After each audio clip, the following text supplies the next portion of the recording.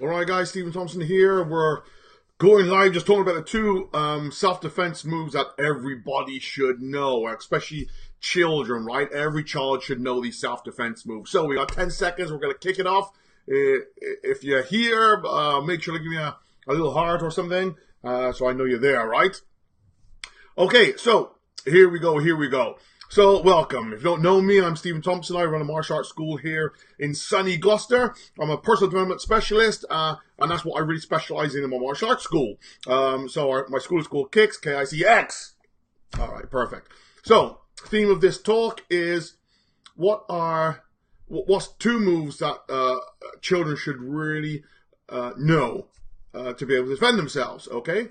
So, this is a bit of a double part issue because I'm not actually going to go over the physical aspect in this video. I'm going to go over the video aspect later on when I'm in the actual academy. I'm going to grab one of the little kids there and get them to show me this actual move. So I'll show you how it will actually work in real effect. But before we get there, so it's going to be split down into two parts. We got this one, which is the two moves everyone should know, and later on, two moves everyone should know. But this is going to be the more mental side, which is so more important than the actual physical side. Because, of course, the physical side is very important, knowing what to do, but mentally is so much more. So, what is the first one? Well, the first one is belief. All right? If a child doesn't believe they can defend themselves, they are not going to be able to defend themselves. And that's it.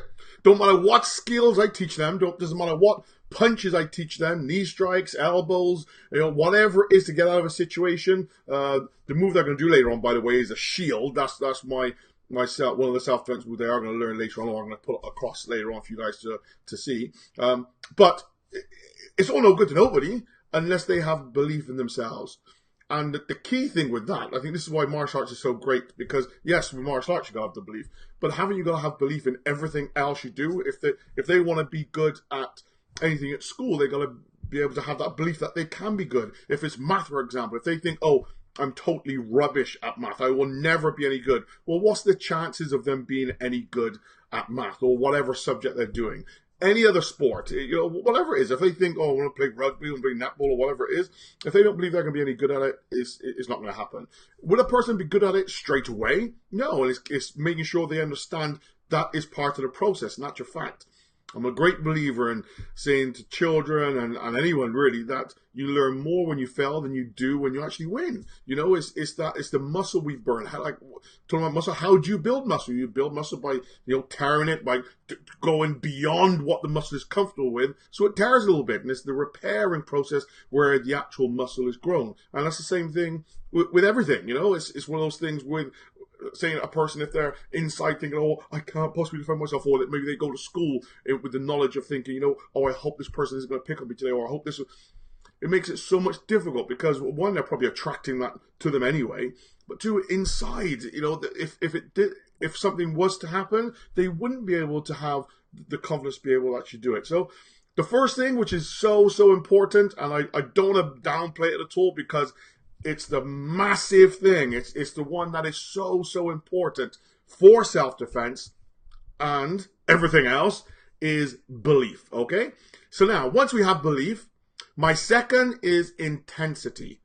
It's one of our qualities of a champion that we teach in the school, intensity. What do I mean by intensity? It means once you got the belief, of course we got to have, okay, you know what? I believe that I can defend myself. Well, not maybe can right now, okay? In this moment in time, maybe I haven't got the skills to be able to do it, but I believe I will be able to do it if I'm able to learn this, learn that, learn this, or whatever. Maybe my parents are going to show, maybe a father is going to show me some self-defense techniques, right? Or mum might show me some self-defense things. Somebody, a martial arts school, a boxing club, whatever, somebody will show me some martial art techniques. So they got to identify, okay, well, that's what I need to do. So mum and dad hopefully take them along somewhere where they can learn these actual techniques. But once they get there, once they're actually on the mat, once they're in the ring, once they're punching a bag, or whatever else it is, they learn a technique, they do the stuff, blah, blah, blah.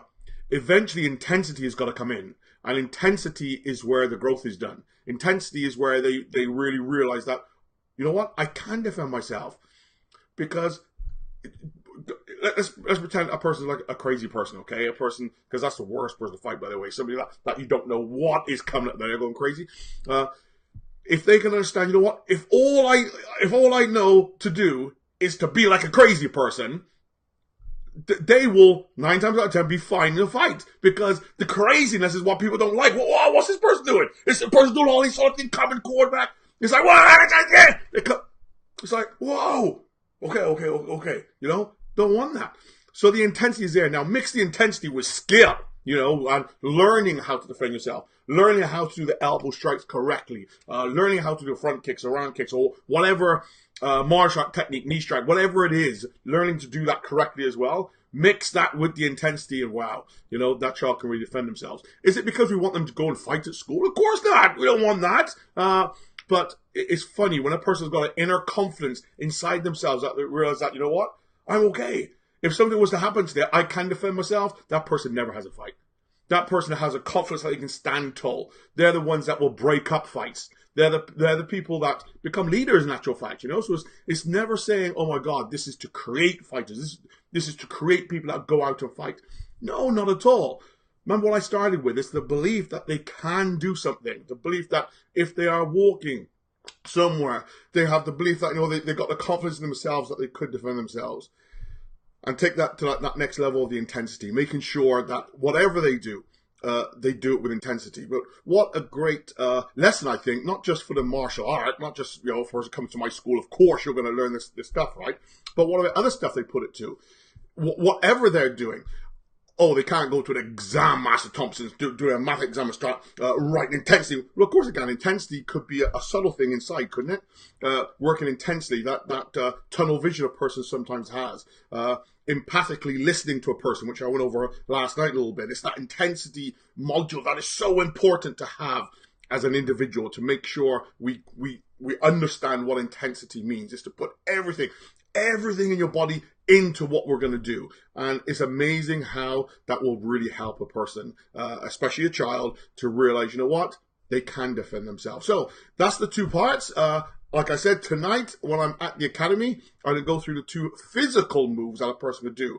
But as I always say, sometimes the physical moves are not the most important part. It's what comes before. You need to make sure to stack things up correctly, right? But for fun, I'm going to show you the 2 moves which I think are very important. It's some moves that when the people come into my academy first time, they'll be doing it on their very first lesson. And if you're a black belt with me, you'll be doing it on that lesson as well, right? I will be doing it. Everybody will be doing it all the time. So it's something which, yeah, please tune in later on. It'll be around about 6 o'clock, and we'll be doing those videos to hopefully show you guys what the 2 physical moves are. So thank you for coming along today, and I shall look forward to seeing you a little later on.